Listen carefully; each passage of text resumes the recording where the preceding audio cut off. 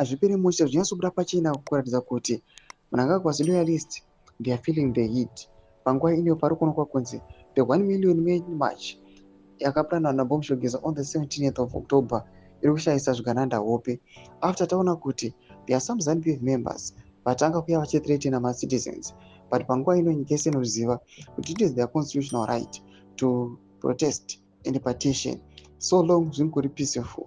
Panguva ino zvinyatsoratidza kuti Zvigananda ava zviri kutya robva subscribe like on the bell icon. Vana vatipita BBC vatanga vauya vanyora vachiti ED's allies are feeling 1 million mile march called by war veteran comrade Bombshell Geza.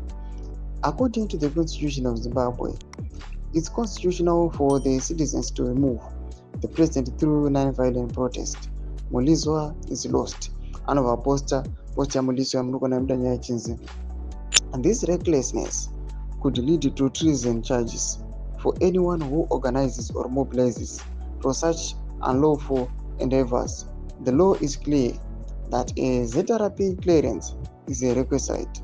Where is it before people endanger themselves facing soldiers and police in the streets? Thomas Kwaruda pana panyogwa naMulizwa achiti aiwa kuti muprotest mufanotanga mune police clearance. But panguva ino nyika yeZimbabwe zvinyatsonekwa kuti this is not possible. Hazvishandi just because the police is also ZANU-PF and people they are fighting to remove ZANU-PF. So they cannot get that one. But people right now they are trying to petition and protest.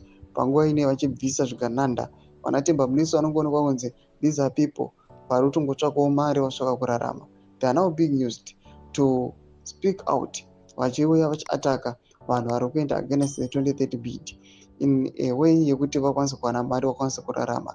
Tunze mafunguro enyu moti kudii pamusoro pechiriko ichi panguva ino kuonekwa kunzi the 1 million men march panguva ino aiwa people they are supporting it and people they are ready kubvisa Zvigananda. Don't subscribe or like on the bell icon.